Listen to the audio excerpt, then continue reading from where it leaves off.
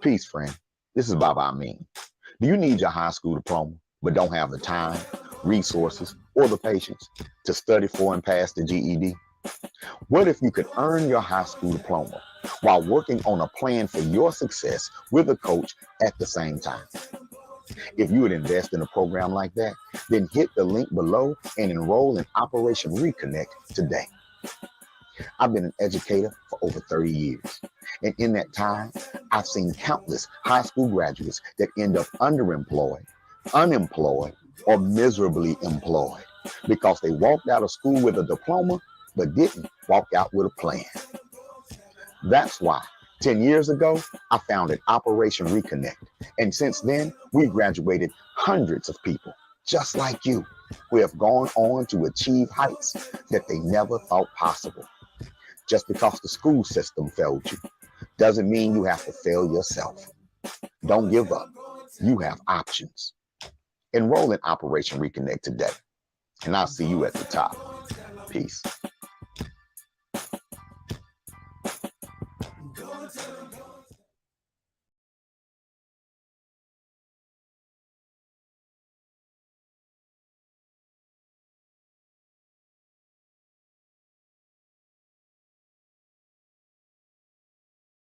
The Uhuru Academy overall is an amazing school from the teachers to the students. It's a place where kids can build their confidence and learn how to write, read, type, all of that good stuff. We learn our history here. We honor our ancestors, so we learn about who we are and where we come from, and I really enjoy this about this school. And like everybody's pretty much saying, it's a safe space, and we can always be able to feel like we can open up to our classmates and our teachers. So that's what I love. I love the environment and that they promote not being afraid to ask for help. Something positive about the Uhuru Academy is this is a safe space, and you can be able to say whatever you want to say without being embarrassed, just like how Amani said. I've been able to, sometimes I can be shy talking around people, but y'all taught me not to be shy and everything. This is a very good school. The part that I love about this is when we do ancestor reverence and African history. I think it's the greatest school I've ever went to because you teach me about my history, and at the other schools they never taught me one thing about my history. They just taught, the only black people they talked about at my other schools were Carter G. Woodson, Martin Luther King, and I think that's it. So you guys helped me learn my true history.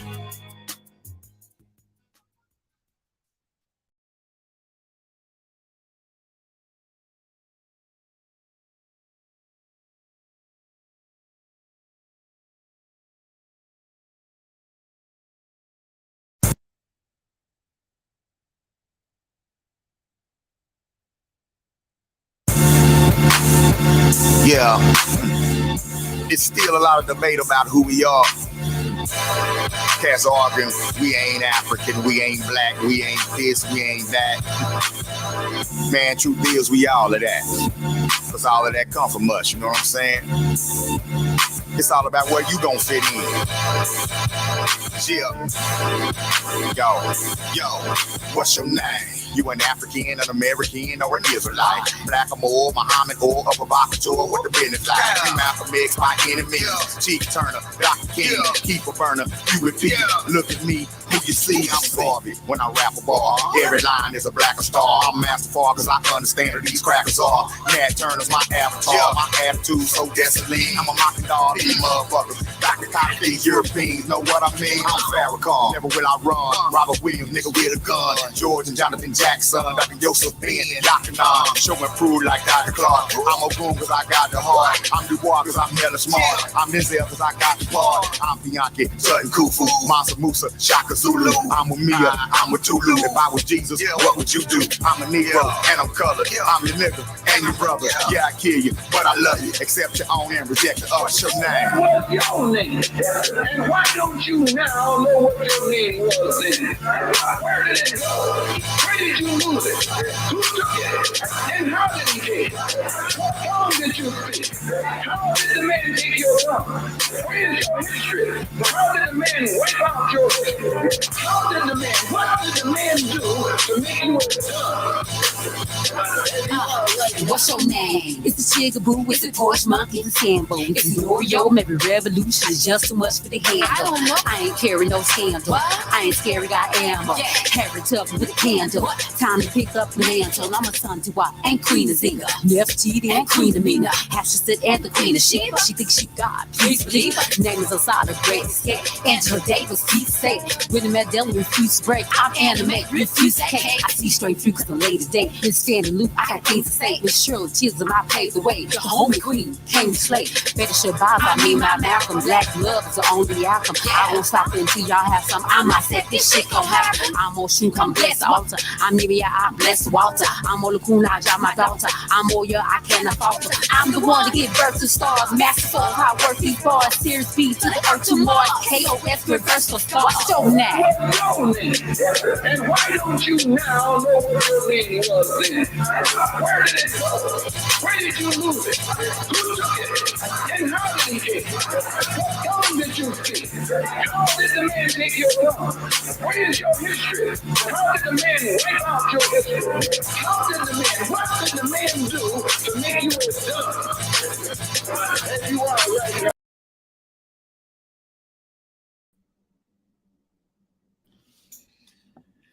Mic check 1 2 1 2. Mic check 1 2 1 2. What's going on, black man? I am phenomenal, brother. Making sure everything good to go, you know. yeah. Man, it's time to fight the algorithm. You know what I'm saying? Peace power, everybody out there. BB for Hodier.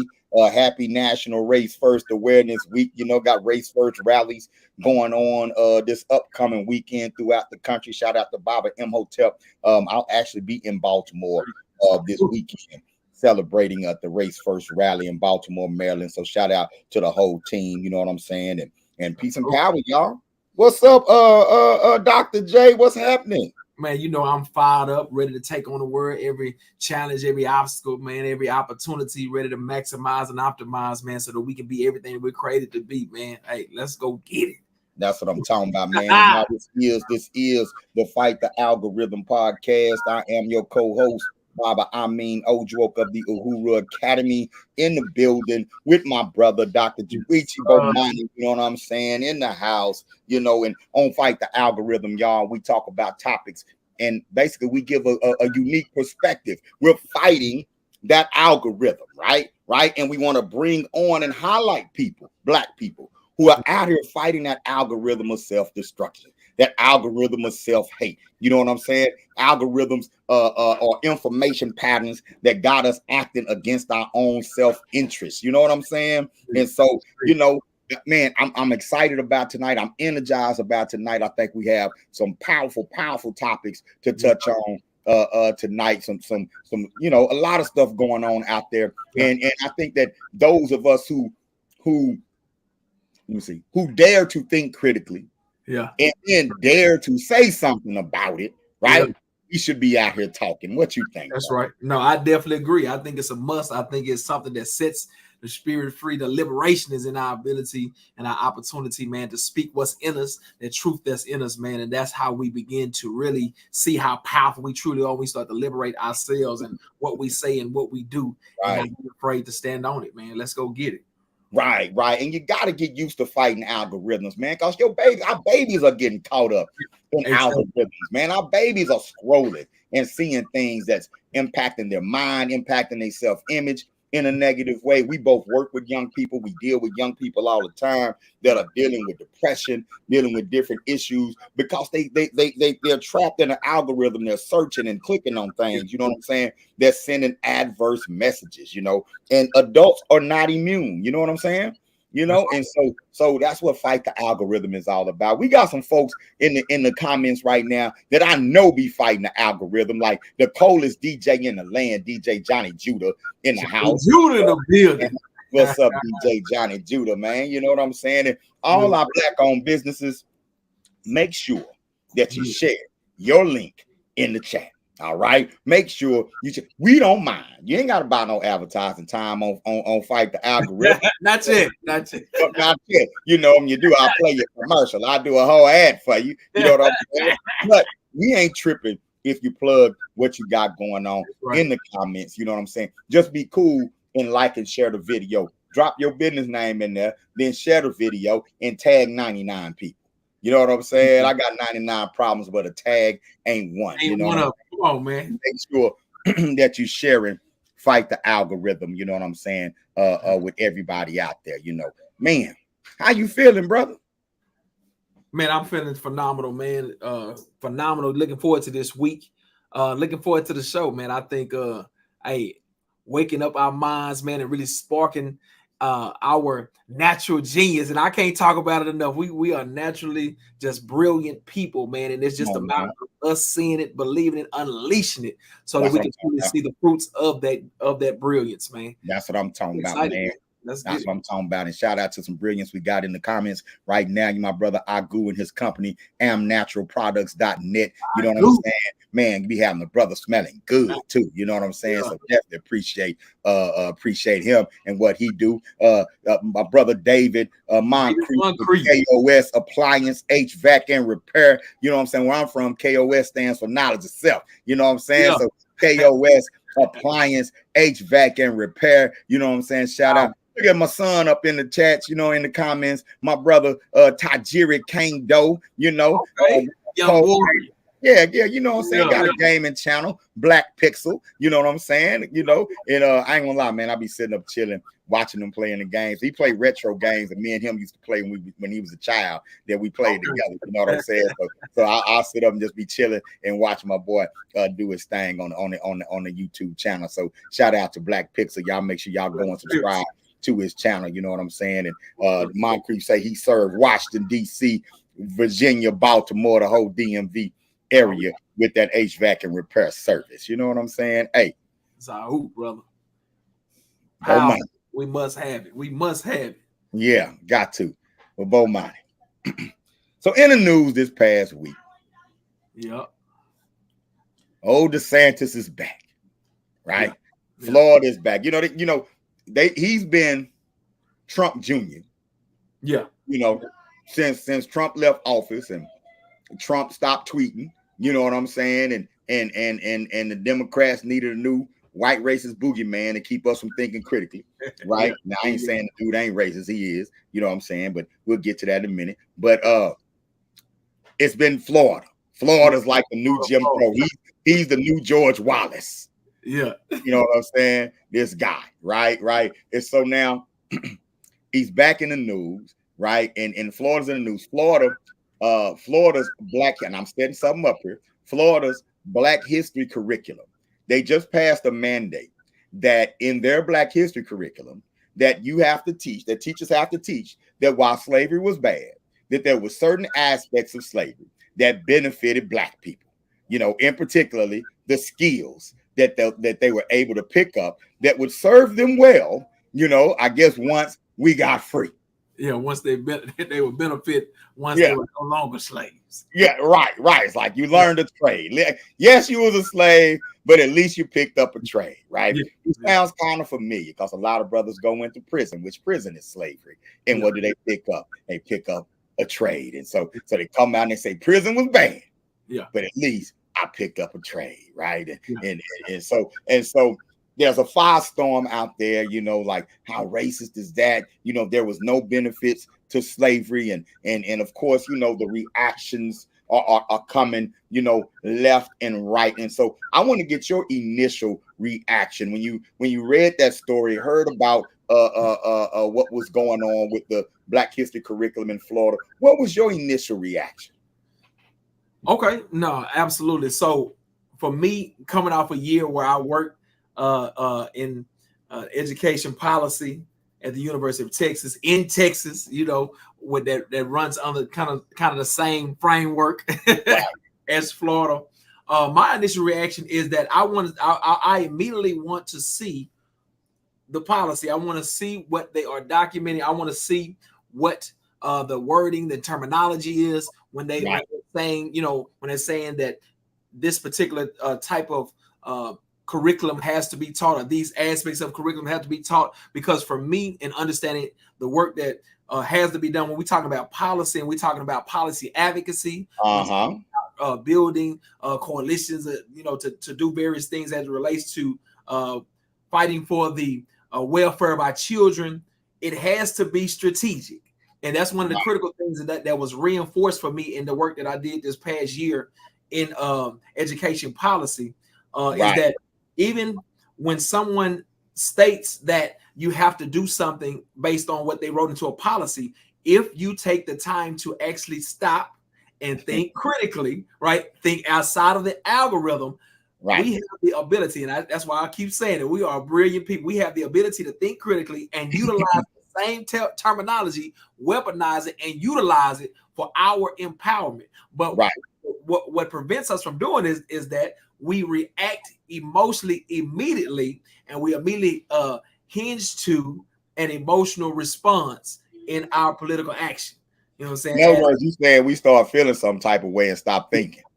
Hello. So you said it directly. All right. So immediately when we hear that we have to talk about the benefits of slavery, that little phrase right there is enough for us to shut our brains down, open up our emotional flow, and immediately move to the emotional responses such as anger and complaining of, I can't believe this, and we just can't get nothing. All these different things that puts us back into our box, right?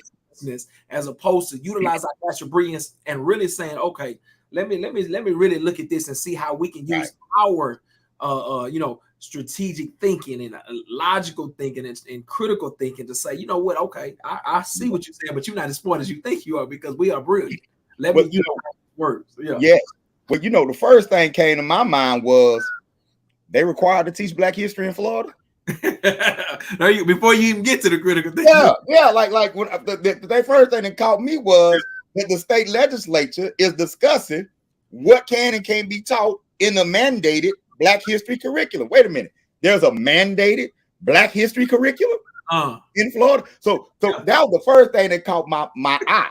Right? Because when people complaining like, oh, that's racist, Florida racist. My first question is, does your state require that Black history be taught in school? Yep. So I did a little research and I found out that Florida is one of only 12 states that require Black history be taught in school.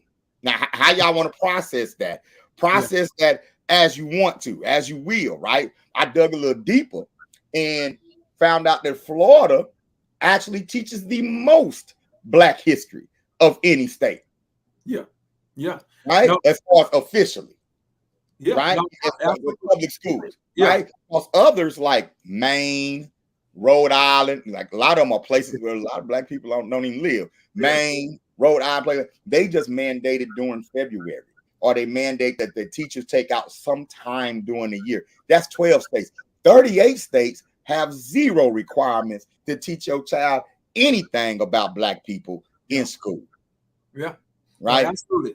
I took a moment to read through, and so we can kind of stack this, because I love the perspective that you immediately pulled even before you get to my perspective, because my perspective is coming from an foreign policy perspective. But even if I'm just if I'm a parent that hasn't have this inkling of understanding, but I know it's important for my child to learn their history and understand who they are, the concept of saying, okay, this is a mandated history. Okay, let's start there, right? And then now we can go into, okay, what does this particular mandate look like? What do they ask for? And in what Florida has is a 216-page document, right, that lays out various Black history or African history strands, right, that is required to be taught, right? So basically they give you a framework of strands, and some of those strands, and I'll just read a couple: examine the causes, courses, and consequences of the slave trade in the colonies from 1609 to 1776, right? So with that type of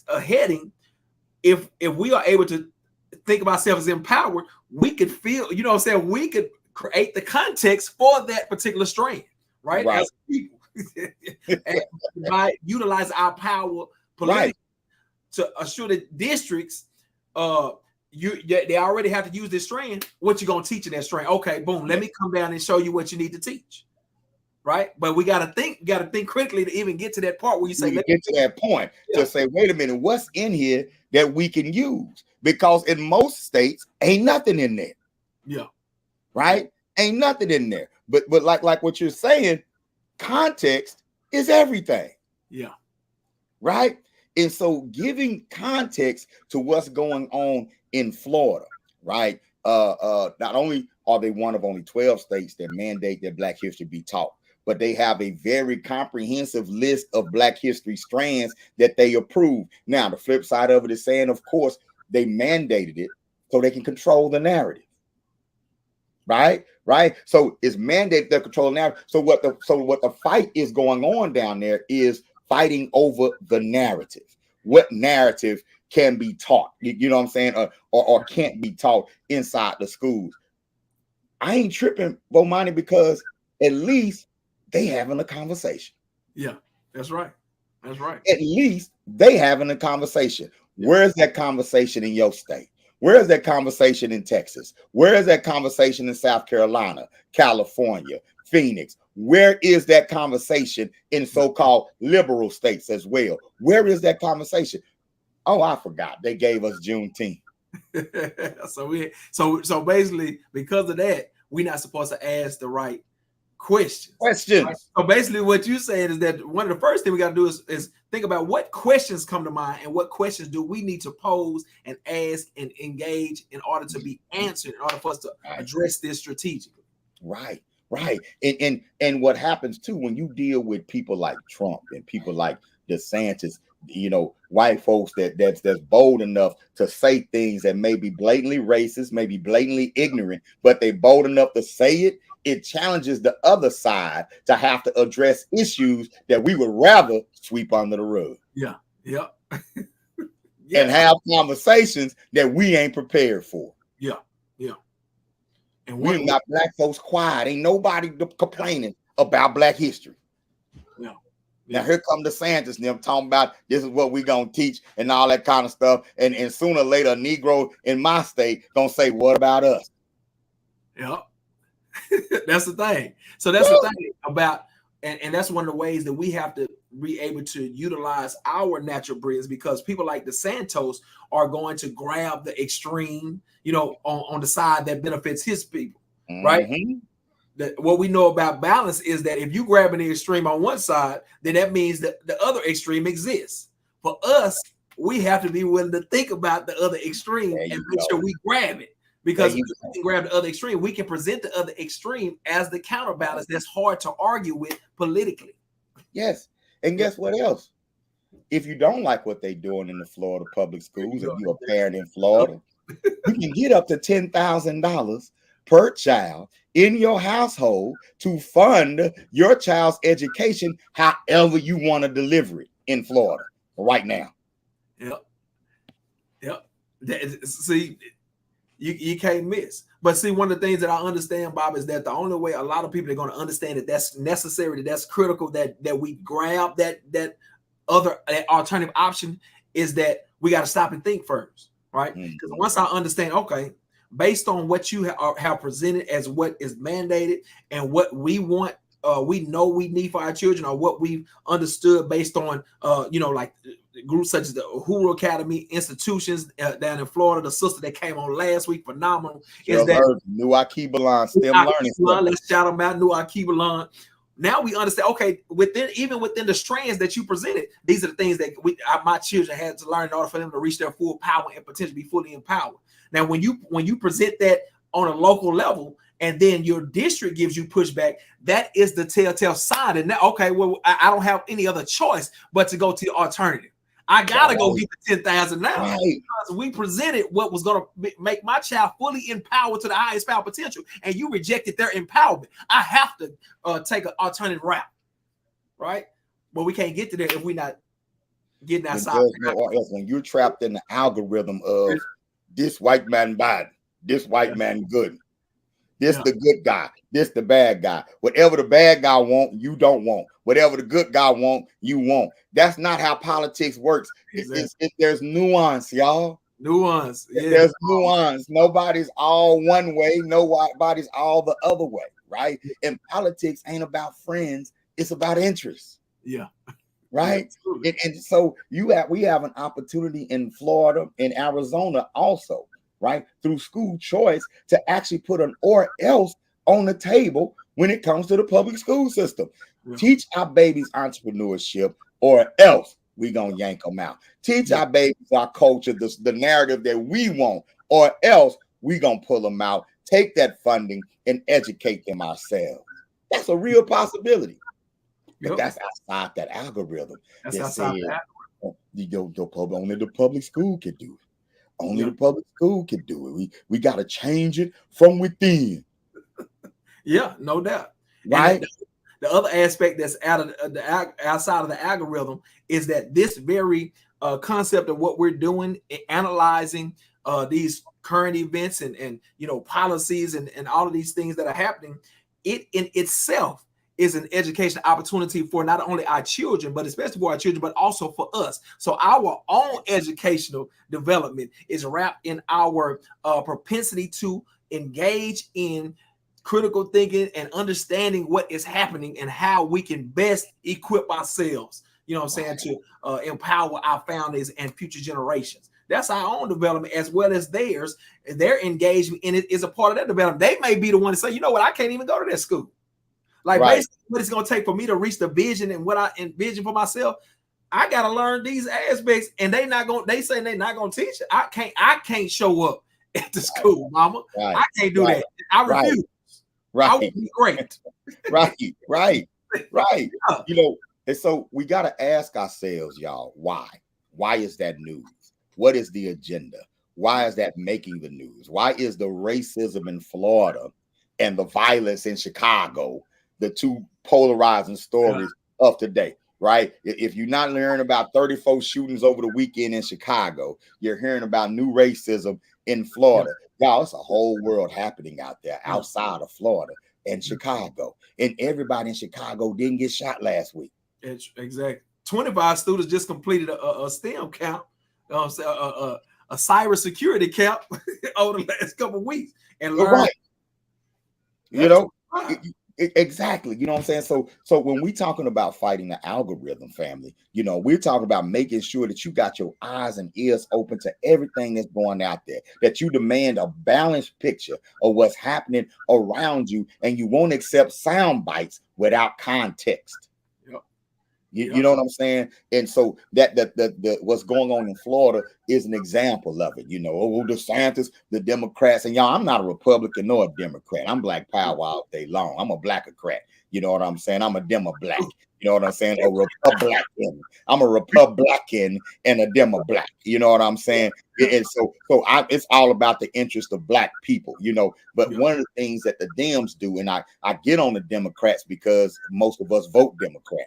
One of the things they do, they ride the whole they prejudice thing, the gaslight Black people thing, positioning us to make sure we get out there and just vote blue all the way down the ticket in 2024 and forget about all the promises that that Biden them promised you that they didn't deliver on. Yeah, absolutely. You know what I'm saying? And so now you need some school choice where you at. You need to be able to homeschool your child and go get your tax dollars in order to do it. Convert your church into a learning center and go into get your tax dollars. You might need that in your community. But because your handlers say, no, there's some racist white people, they're trying to start a public school and destroy education for Black people. No, it's not their job to educate your child. It's our job to do that. You know what I'm saying? So I just think we kind of lose sight of that. So when y'all look at what's going on in Florida, look at everything that's going on in Florida. Yeah. Come on. Shout out to Cheryl Irvin, New Akiba Line STEM Learning Center. We did a powerful webinar this past weekend. The replay is going to be available real soon. It's how you can get up to $10,000 in funding for your child's education per year, per child per year in the state of Florida. Bomani, she walked them through. People came to the webinar. She walked them through step by step how to yank their baby out and how to go get that money. Filled the application out right there in the webinar. You come away from that like, okay, I can do this. Yeah, absolutely. You know what I'm saying? So you know, good stuff with that, man. Good stuff, man. I love that, man. And that's what comes to mind is that when we think outside the algorithm, even if so for me, if I'm in that position to where I can pull my child and receive funding, even if I like the school that my child is in, if I'm thinking you know, from a empowered perspective, I want to know how do you do it anyway. Oh, you got to know. You got to know. It don't even make sense for me to not know. I mean, because guess what? You can still have your child in school and still go get funding for after school activities, weekend schools, weekend programs, things like that. So yeah, you gotta know. I ain't gonna lie. Anytime it's an opportunity for me to get some funding for something, I need to know the process, whether I'm gonna take advantage of it or not. Absolutely. You know, and the deeper part of it is, and as we really get into our African-centered mind, is understanding we're a village. So I might like the school my child go to, but I have to know this process because there are other students within the same school that are not, you know, it's not conducive to the highest level of their learning and their learning style and their ability. So for me, as a part of the village, I have to be able to provide those resources for other families and people that I'm connected to and other children that I'm connected to, my children are connected to, because if those children can reach their full potential, it's going to positively impact my children and the children that are coming behind them. We got to be able to think like this. So yes, I got to go get that knowledge about how to get that money in Florida. Yeah, you got to go get it, right? And shoot. You know, we jump right on it because we got families in Florida on with our online program. So I'm like, yo, come pull up, right? Pull up. You know, a couple of y'all been late. Yeah. Get your funding right. Yeah. You know, and it's a lot of times you look throughout our history over the last 60 years, a lot of policies that we've been taught to hate were policies that help Black entrepreneurship. Right? Like they say, you know, we have to integrate the hotels. I guess who didn't want to integrate the hotel? The Black-owned hotel. Yeah. Hello. We want to integrate the restaurants. Guess who didn't want to integrate the restaurant? The Black-owned restaurant. Come on now. Yeah, no, right. Absolutely. Right. Absolutely. So we got to look at this like, what are you giving up? Sometimes we give up our power for acceptance. Yeah. You give up circulating out your dollar amongst yourselves, right? And to pay to be accepted by somebody else. Yes. And see, that connects directly to this is how you weaponize policy, right? So when they say you know, that slavery benefited Black people by providing them skills during the slavery period, well, with those skills is how we start to build our own businesses, our own agricultural system that we had ownership of, right? So if you're saying that we got to look at those skills, then we got to look at the ownership that was the benefit, right? Right. That was the door to look at our history of ownership in business and economic empowerment. You know what I'm saying? Now you're opening up all of those doors. So from our perspective, that's how so we can look, bet. So now we're gonna look at all of the Black-owned townships. We're gonna look at all the land that was owned, which forced us to look at what happened to them and why they're now. There it is. It is. Now we're forced to look at what happened. You're right. They showed their pickup skills. I read one narrative where a brother said that in Texas, when it was announced that Black people was free, that they was all shouting, and he say, we just knew we was about to be rich because we was the only one that knew how to work. Mm-hmm. He said we was about to be rich. They finna pay us because we do all the work around here. So we're about to be rich. We were the builders. We dealt with the lumber. We dealt with the iron working. So but then you got to deal with what happened because them riches never came. Those riches never came. And Zaza Shakur, you 100% true.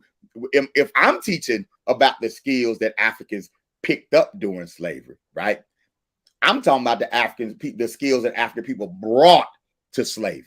See, the other connotation in the way he said it was saying that we were an unskilled, savage people that was brought over here not knowing anything. And so slavery benefited us by giving us skills. That's what's implied, right? But you don't have to teach that context. Yeah. You can teach the context that says we brought rice farming to America from West Africa. Yeah. We brought tilling the soil, our farming and agricultural science techniques that we refined on the continent. We brought that over here with us, right? And then you made an interesting point yesterday by saying, yeah, we're going to have this conversation because we're going to point out that while working these skills, who benefited from it? Yeah. And so if you've acknowledged we picked up the skills, let's acknowledge who benefited from those skills over 300 years, and let's revisit that reparations. Now you have to talk about reparations, because if I built all these skills and was still unpaid for them, with that you're building the case for me. Continue to write the curriculum. Right, continue. We shall go talk. We're going to talk about the skill. We're going to talk about reconstruction. Then we're going to talk about state-sanctioned terrorism that destroyed black townships. The state-sanctioned terrorism, like in Wilmington, North Carolina, in 1898, where the white Democrats took over the town violently in a violent coup. Yep, took power from a majority black town that had a black mayor, had a black tax surveyor, had thriving black businesses. The whites in that town took over the town, replaced everybody black in office without an election. To this day, it's the only instance of a violent coup in an American city. Nobody ever went to jail. But it was those skills that DeSantis so graciously admitted that we picked up during slavery, built Wilmington, North Carolina, rebuilt it after the Civil War. It was those skills that did it. But now we got to talk about the white terror that took it away. Got to talk about it. Yeah. Right. And the X factor is that in the midst of that, our children, if they're in those classrooms, we have to be helping them to, and this may be from the outside, this may be in conjunction with, institutions such as Uhuru Academy, is that we might gotta make sure they asking the right questions, because once they pose the questions, it ain't even political no more, right? If I'm a student in the class and I hear, oh, we benefited from, okay, so what happened to the skill? We was building, we had land, and it was all these towns. So what happened? I don't understand. What happened? Yeah, what happened? If I'm a student asking those questions, it's no longer political. Right. I'm a student, I'm learning, right? So now with those questions, when did we start getting the skills? Yeah, was it in 1619? Yeah, when did the skills come? Who, if we was doing all the work, who taught us the skills? Because y'all didn't know how to do it. So how did we get it? Did we have it before we got there? Was it enhanced by our situation that we were so brilliant that we was under these circumstances and it just enhanced what was already in our DNA? What happened? Yeah. Were we building where y'all got it from? Were we already building? So it's the questions that we asking that's going to empower our student, our youth, to be like, hey, no, this how we gonna have this gonna have to be moved.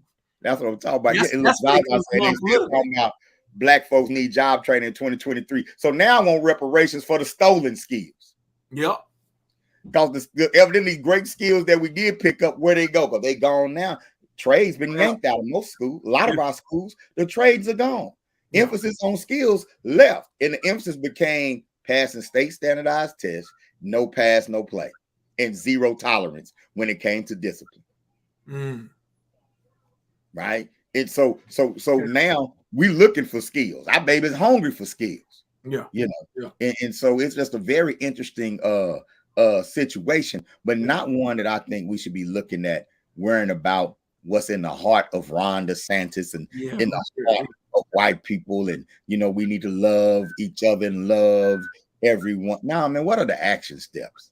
Yeah, absolutely. What are the action steps? And I think it's understood that they don't care that DeSantis and all of, they don't care. They don't give a damn about us, right? They don't care if we, if our children reach their full potential or not. That's our care. That's something that we put our energy and effort and blood and sweat into, right? That's understood. Right. That's and us. It's not their belief. It's not their belief that our children are less than is the problem. It's ours. Yeah. It's our belief in that. It's our belief that our children are less than. That's the problem. It's our belief that our children don't want to learn. Our belief that our Black parents don't want to be parents. When we believe it and begin to perpetuate it, that's when it becomes a problem. Yeah. Other people can think whatever they want to think about it. What you think? We great. Yeah. Look at all this stuff. I mean, what? Look even Europeans, they put their own serial killers on Netflix and they stalkers and pedophiles and make whole movies about them, write fan mail to them. They ain't giving up no ground. Yeah.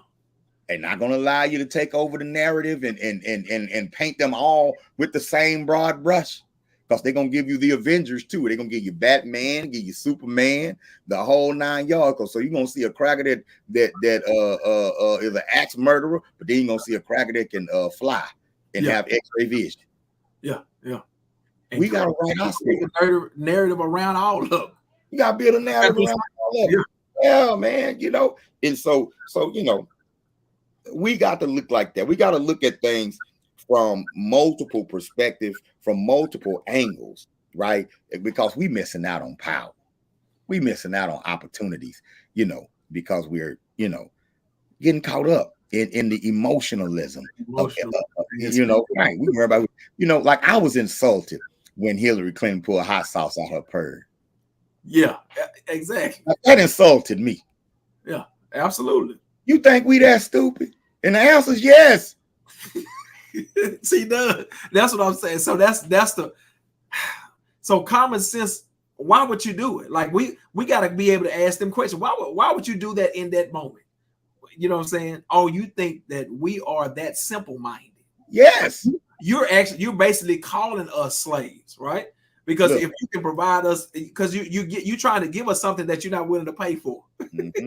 So you're basically calling us slaves. You haven't earned our respect. You haven't earned our vote. You haven't given us tangible benefits that will help us to reach our full potential, because that's our standard. Our standard is that we will reach our full power and potential. So if you're not helping us to don't know what that is. Yeah. If we leave it up to someone else to measure us for us, they're determining that for us. We want them to validate us, right? Think she got it from her husband. Somebody told Bill, don't you play the saxophone? Yeah. Think. Want the black vote? Go on Arsenio Hall and play the saxophone, bro. It's the same play every time.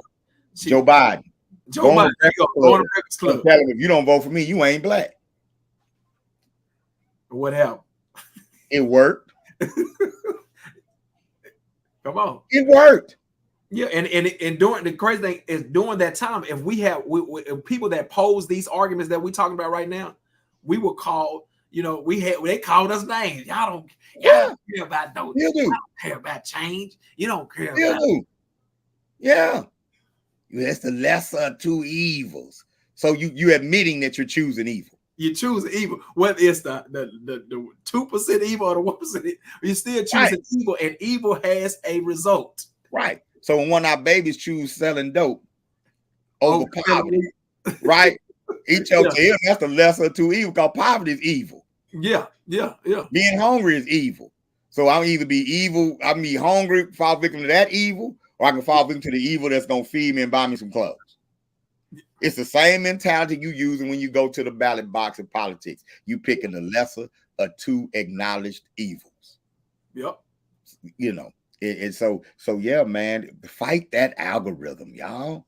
Dang, hold somebody accountable. It's like they got us hostage, and y'all gotta be scared of what Trump and them gonna do. I know we ain't doing nothing, but watch what they do. Yeah. And that's the consistent message that they put out. DeSantis that. They he said they're benefiting from slavery, and so no context, just the headlines is fear and emotion sparking, and we falling for. No, we are too brilliant to fall for that in 2023. We can't. Well, some of us are. We're not right now, because I watched Who Cloned Tyrone the other night. And that mentality. I'm trying to speak a language to my people. Let's go. I'm trying to talk it. We got it. It's in there. I'm digging. They cloning Tyrone. They cloned Tyrone. I'm trying to get in there. We got it. I'm trying to spark it. I'm trying to pull it out. Look, Zaza said, my sister say, what do you think it would take for us to stop being political chumps? As Brother Malcolm said, what is it gonna take? You know, I know for me, that's why I focused on education, because I believe it's a generational fight.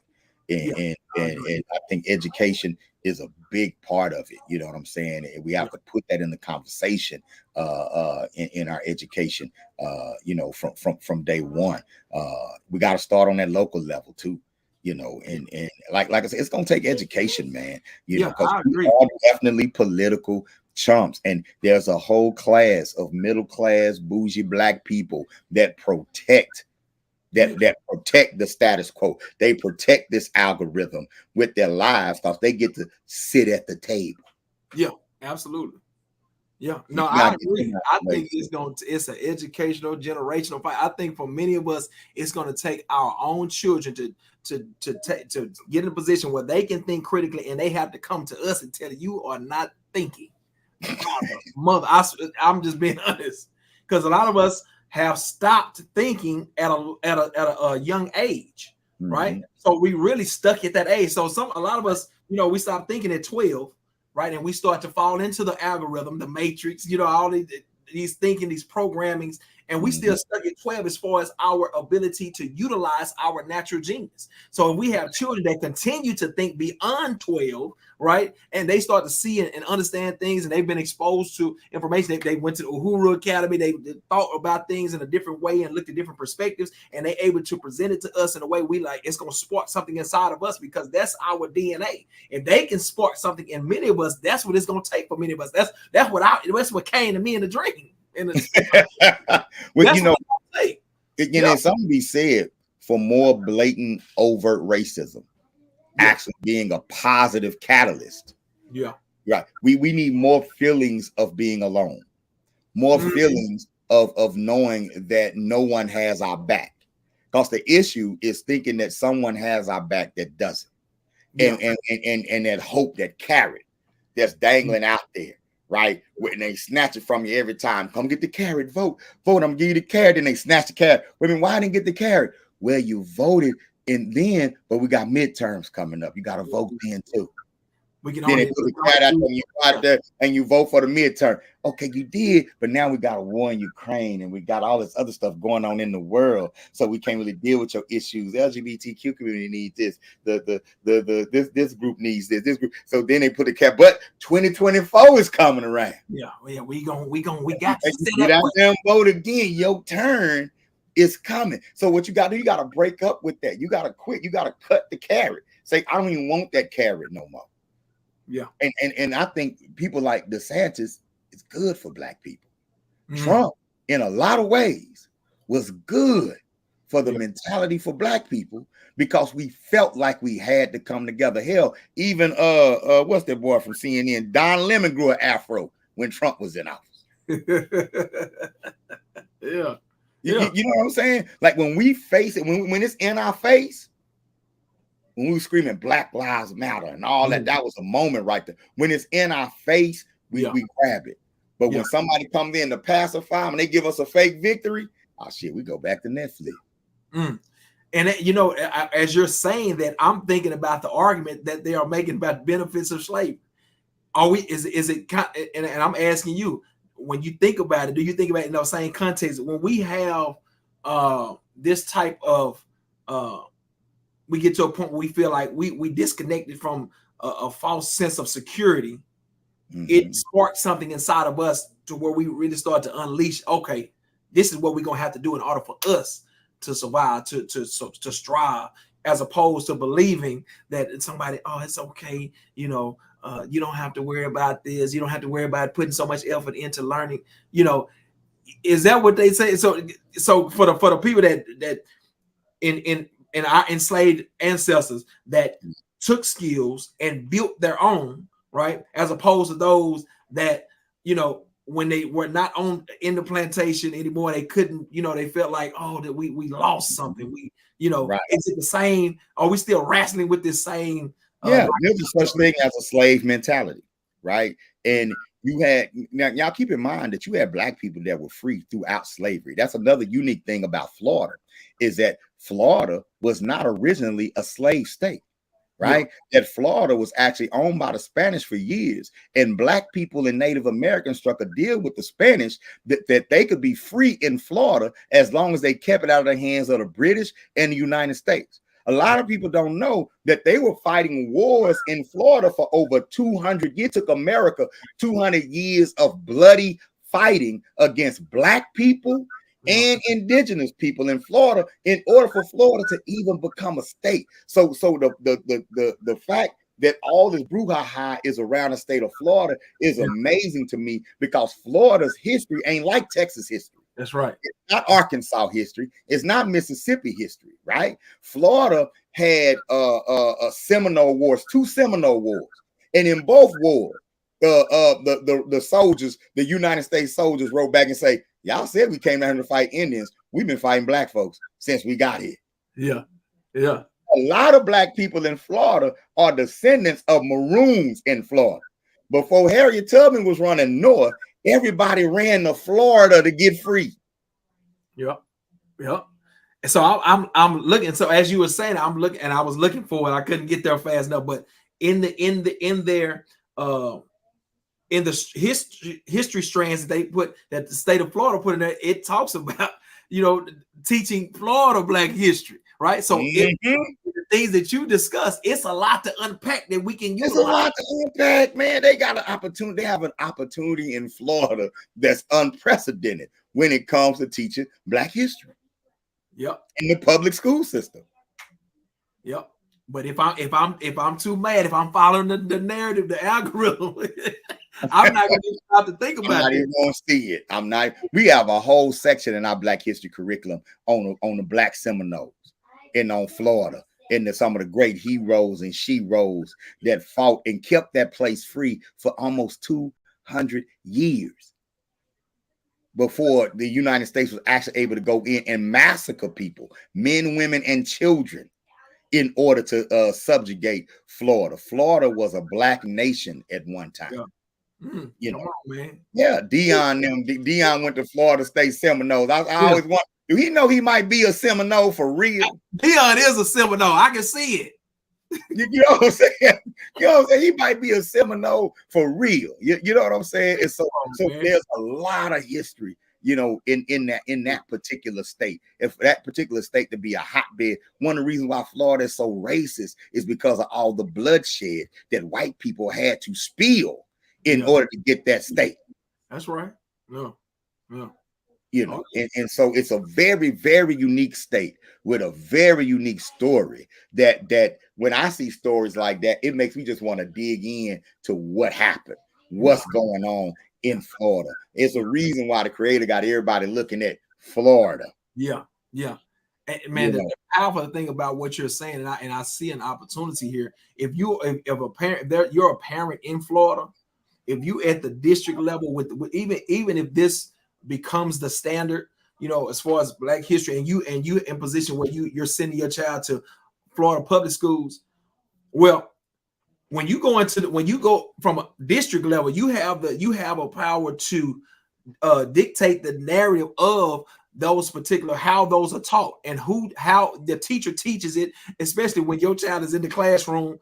Right. But the thing is that the piece, that the void that got to be filled, is the knowledge of what the history is that you want taught. So when Baba talks about this, it's a matter of connecting to that knowledge. So that's even as an institution, as the Uhuru Academy, being able to educate parents about, hey, this is the history you need to be fighting for all day long. And I know we are available. And we are available for that. And the reason why we saying this, y'all, is not just like, not that we just on a black pride thing or a color thing or anything like that. Y'all, history is one of the most effective tools you can use to motivate a people to succeed. Yes. Period. Yeah. It's the greatest motivational tool in the schoolhouse if applied and used correctly. And y'all know our babies need some motivation in school. Yeah. Our babies, a lot of the violence that our children are caught up in, they caught up in it around identity problems. Yes. I'm West Side, you East Side, I gotta kill you. That's an identity problem. Yeah. You're not West Side, he not East Side. You don't own nothing on the West, he don't own nothing on the East. Yep. That's where your mama renting. That's where his mama renting. Exactly. You're Which in is an identity crisis. economics, which is sociology. So Right. every context that can be taught in the school system has a historical context. Have a historical context. Have to know. They have to know it, or they'll get caught up in these identities. Now they looking at social media and they looking at these BBLs and unrealistic looks and all these Photoshop people, and they say, okay, now your young lady say, I want that.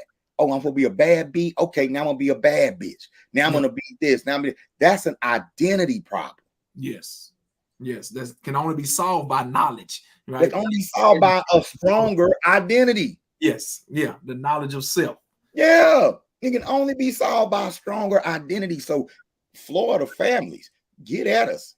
Florida families, y'all have an opportunity. All families, really, because I don't care if your state mandates Black history or not. You can mandate it. That's right. It's not the state. They don't have the power to tell you you can't teach your child our history or that you can't learn it yourself. Yes. Yeah. Fight the algorithm. Yep. And see, my thing is, what I tell students, because that's why I want to know. No matter what state you're in, I want to know the curriculum. Because when I look at the curriculum, I can see where you can ask the question that forces for our context to be in that equation. Right? If you're talking about industrialization, you talk about, it don't matter what were we doing during that time? What was our our welfare? How were we moving? What was our people doing? What happened? How did we come to that conclusion? How did we utilize the geometry? How did we utilize, all these different aspects of whatever subject you use for your child to be able to ask that question? Because as soon as that child asks that question, it's no longer political. It ain't political. I'm a student. That's an ebook. That'd be 50 questions every Black student should ask at school. We need to give them the right questions. We need to give our children the right questions. We need to provide our parents with the right questions. And that's what I love about Pipeline to Power, because you empower families by giving them the right questions. Absolutely. You model that. You go in, I've seen you go in and retrain principals and teachers, you know what I'm saying? Through questions though. Yeah.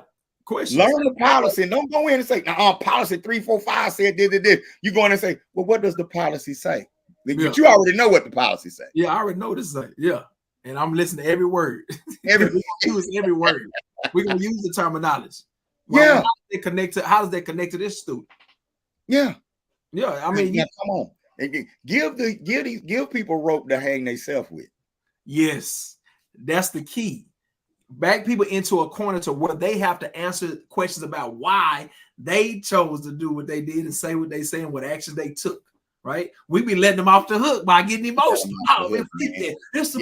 And then they we don't care. And everybody can get emotional, and then we can just leave the room. No, you're not leaving the room. I want to hear the answer to the question. Yeah, we got questions. Let's explain that. Yeah. Can you expound on that, Governor DeSantis? Yeah. What do you mean? What are the benefits? And over can you give some specific skills and a specific time and how that specific skill benefited a specific African, a specific Black person? Yeah. Is there a particular group of Black people that was liberated from slavery by these skills? Yeah, absolutely. And who, as a matter of fact, I want a list of all the people that benefited from those skills. Right. Where they because if the skill was picked up in 1619, they had almost 260 years to go before slavery ended. So were these skills passed down from generation to generation to generation to generation, and by the time freedom came 260 years later, they was ready? Is that what you're saying? Yeah. Yeah, I didn't understand that. So we had skills over a period of 250 to 300 years. And all of those generations of skilled, because skills don't just stop, they evolve, just like with anything else. Technology evolves. That's for the skill that was a skill in 1619. By 1850, that skill had evolved into a higher level. That if I was doing a job, right, and I got paid $3 an hour 100 years ago, if it evolved over time, then now my skill is worth 1,000 times that particular rate. So that means that brother was right when he said he was free and he thought they was about to be rich. They was supposed to get rich. Yeah. So where the riches? Hello. Can you answer that for me? So now we back on reparations again. According to you. Yeah, according to you, a high value asset. Yeah, absolutely. You know, so let's take it and run with it. Yeah. You know what I'm saying? So yeah, man. So this comparative analysis. You do comparative analysis to now. Right. You know, if I have skills, I'm educated, I got skills, I got experience. Nobody had more experience. Right. 18 hours a day worth of experience over a period. You know, thank you for the skills. You know, but now get out the way and be fair with me as I try to benefit from it. So the student gonna ask why? So why wasn't they fair with that? Why? I'm you know what I'm saying, I'm 16 years old. I don't understand why, you know, a skilled person that's working hard. You told us to work hard, right? Well, they were working hard. Why didn't they work? Why wouldn't they allow black people go wrong? Yeah, what happened? Because our fall had to be off. Jim Crow had to be our fault some kind of way. So where did we go wrong? How did we cause Jim Crow? Yeah. You know, and so yeah, man, interesting stuff, man. Yeah, absolutely. You got the presidential election coming up. I want to employ everybody to, if you want to listen to some different perspectives from candidates, right? And you know, I'm not down with the United States empire, period. But if you want to listen to some perspectives from some candidates, Cornel West is saying some interesting things. Yeah. And Robert Kennedy Jr. is saying some interesting things. Robert Kennedy Jr. I'm not promoting either candidate, but if you want some outside the box thinking, if you want to listen to some commentary that's going to upset the apple cart, like if you politically messy like me, I love to see them fighting and bickering. Nervous. I love to see that, right? Go check out what Cornel West is doing. I don't agree with Cornel West on a lot of things. He's Mr. Love Fest, love everybody. I just don't think that's a practical message. I don't think anyone loves everybody for real. I think you can have the capacity to show love, but all that love everybody. Anyway, but he is saying some things. He's saying if he's president, he's going to dismantle the U.S. imperialist empire, you know, which I'm like, okay, I see. You know what I'm saying? He's talking about really fighting for the poor, disenfranchised. He's admitting that the Democratic Party screwed over Bernie Sanders. I think Bernie Sanders and the Democratic Party screwed over everybody that was following Bernie Sanders. They be letting Bernie off the hook, but Bernie knew what the deal was the whole time, you know. But he's saying some interesting things. Robert Kennedy Jr. saying some very interesting things about Ukraine, the war in Ukraine, that's outside the algorithm type thinking. You know what I'm saying? And so, you know, I just want to implore everybody out there, you know, to think outside the box. Don't accept the narratives. Fox News, MSNBC News, CNN, they all working together, y'all. Yeah, absolutely. You think you listening to two opposing sides. You really not. You know what I'm saying? They are really working together, splitting up the pie and keeping independent media out of the way. Yeah. Just like the Democrats and Republicans are working together to make sure that there's only two political parties of any significance in the United States. That's not a democracy. That's not. Yeah. No, absolutely. I think it's obvious because we still fight the system. We still fight the same issues as a people. You can't have you've had both sides in the seats, right? They had majority power in the Senate and on both sides. You had that over the last decade, 2 decades, 3 decades, and we still fighting the same issues. So that means that y'all have to be working together. Right. And the thing is, explain. And we're caught in the algorithm, Bomani, that we fighting the same issues, and part of the issue is that we continue to just blame ourselves for our issues in a way that kind of freezes us from doing anything about it. There you go. Yeah. Right? Because it is our responsibility to fix our situation, but there's so many lines we refuse to cross in order to fix it. Yeah, that's right. Yeah, you gotta start with being honest. Right. It's like they'll look at me and say, man, you gotta pick yourself up, man, and quit blaming the white man. All right, cool. Then I come and I say, all right, I'm ready. Say, good. The white man be here in a minute. We got a seat at the table. Cool. Let's vote for this white man right here because he like black people. Let's vote for this white woman. She got hot sauce. You told me to stop blaming the white man. Yet when I come work with you, you're telling me to put all my energy behind the white man. Wow. and all my hope behind a political party that's run by rich white men. Yeah. So who really relying on the white man? Me or you? And empowered. Right. Yeah. But I'm saying let's go for self. And you tell me, see, your problem is you blaming the white man. No, I said let's go for self. Yeah. We ain't even talking about the white man. We ain't talking about the white man. But when we say let's build our own school, see, you just mad and blame the white man for your problem. No. I ain't blaming nobody. I'm taking full responsibility for my situation. Yeah. You must be blaming the white man because you counting on him to fix it. Yeah. See that, man, that you just said something right there. For us, for people to be dependent and be putting all our energy into white people to fix our problem, that means we blaming them. Yeah. We put all the blame on you. Yeah. Yeah, you know, and it's a triple on the cool. I agree with y'all. Yeah. But even though they may be to blame as far as their institutions, maybe to blame, it's still our responsibility. Responsibility. That's why I would say blame and responsibility are two different things. They're two different things. Something can be my fault and your responsibility. If I shoot you, right? Yeah. On purpose, it's not gonna make sense for you to run to me for me to heal you. You're not gonna do it. I'm not gonna do it. I shot you for a reason, on purpose. I wanted you to hurt, right.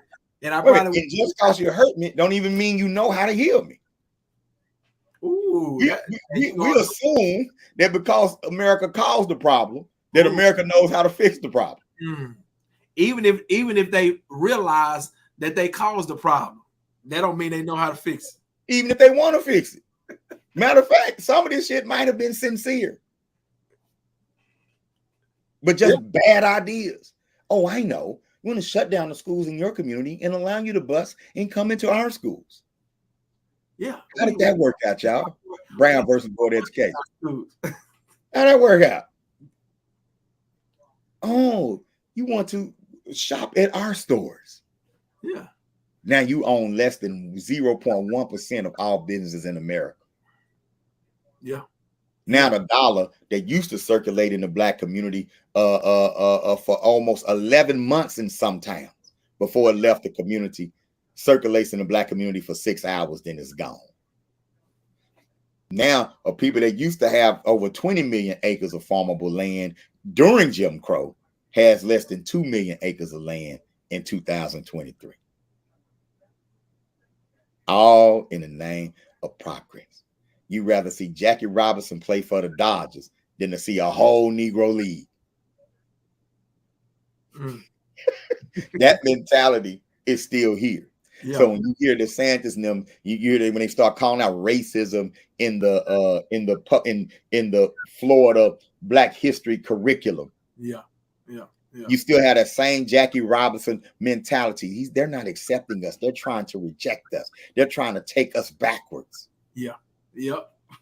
That's exactly what it say. That's exactly the quote. It's a step backwards. It's a step backwards. Interesting. Yeah. So, but when you ask, so what's a step forward? Yeah. Like ask your local politicians, your local school board people, whether a Democrat, Republican, whatever. Ask if they believe that it should be mandatory to teach Black history in school. Yeah. That's a good question. Yeah, absolutely. Especially somebody that hate DeSantis. Yeah. Ask if it should be mandatory. Yep. And see what they say. Right. And then well, how should it be taught? How should it be taught? Yeah. What are your strands? Right. Because they got 200 something up in Florida. Yeah. You know, so good stuff, man. Good stuff with that conversation. You know, good stuff. West, man, interesting, man. It's interesting for him to pose aspects that are usually not posed, right? To bring up concepts and people such as Black revolutionaries that were imprisoned, that have been exiled, bringing those names back up. I remember speaking about Asada and bringing different revolutionaries forward, and bringing that to the forefront and asking the question why. So why really were these particular people banned from the United States? Why did you do it? Right? Why did it happen? What was the real? You know what I'm saying? So that context of speech.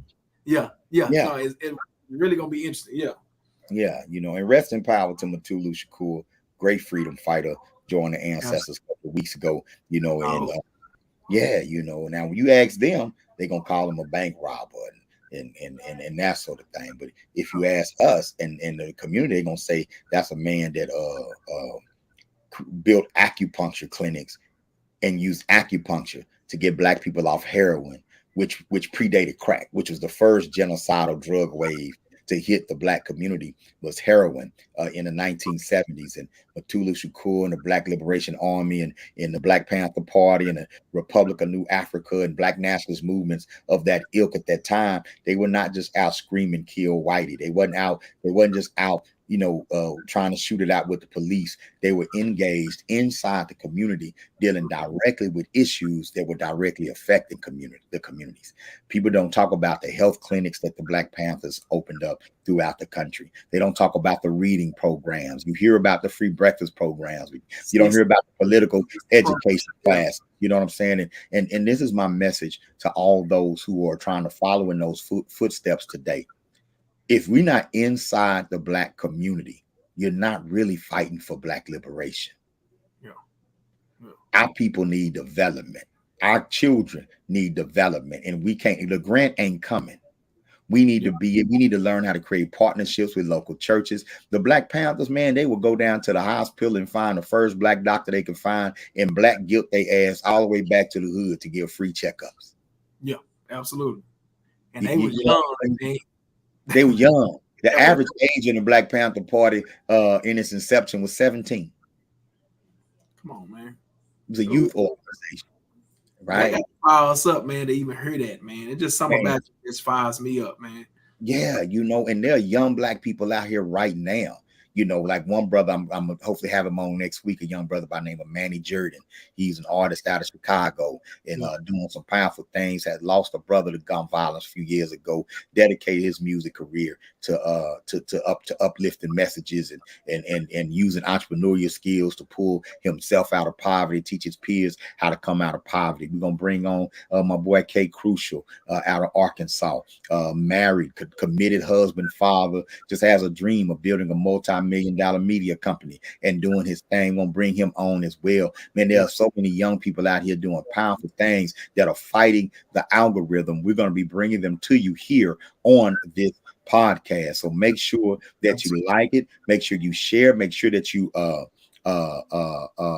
subscribe to both the Uhuru Academy and the Pipeline to Power YouTube pages. Okay, and do that, and don't miss the Fight the Algorithm podcast. All right. This is how we fight the algorithm. You know what I'm saying? Unashamedly. Okay. Also, you can check out the Uhuru Academy at uhuruacademy.com. We are now enrolling for the 2023-2024 school year. We have a kindergarten through 12th grade online African-centered private school, all right, and homeschool partner. So get at us, especially you homeschooling parents in Florida, because the state will pay your tuition. You know what I'm saying? So definitely let's take advantage of that.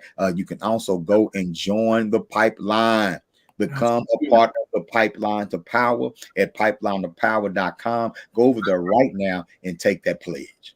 Absolutely. And also, if you have, Bob, if you have a youth empowerment program in wherever you are, and you need some help with developing that program, evaluating your program, building a concept of research that will build sustainability and just strengthen and bolster your program, Pipeline of Power Institute, we would love to just partner with you and collaborate in building those programs that help our youth to really see and understand who they are and the vision that they have, and truly take those paths to the highest power potential. We must do that because the natural genius has to be, manifested in real time, so that in 20-30 years, this conversation shifts, to a conversation that say, hey, we knew we could build it. That's what I'm talking about. You know what I'm saying? And of course, we build both of our organizations from the ground up. We do not receive any outside funding from the government. We out here and we grinding and we get it. If you want to support the movement, because some of you don't have the time, you working, you're pursuing a career, you got a family, but you may have the resources, you may have the dollars. You know what I'm saying? So you can become an Uhuru Academy patron on our Patreon channel at patreon.com/Uhuru Academy. $5 a month, $10 a month. I mean, that's not even necessary. Netflix money. You know what I'm saying? $20 a month. Hell, we have some $100 a month patrons, and shout out to all of our $100 patrons out there. You get access to exclusive content when you give us that kind of commitment. We send you merch. We try to spoil you as much as we can when you make that kind of commitment to the Uhuru Academy. We put scholarships in your name. When people give, I match that every month, Bomani, based on what's coming through our Patreon. That's how much relief I'm giving my parents that month in the school. You know what I'm saying? And so make us free. Make us tuition-free school. Make it to where I can give parents a 100% reimbursement, you know what I'm saying, for their tuition, because the community is giving that much. You know what I'm saying? So shout out to Dr. Oya Mayad and the Conscious Ingenuity Program. Just finished the UACI. Did Jaleel get his diploma today, man? I sent his diploma. He got it, man. It looked beautiful with his name on it, man. It's sparkling.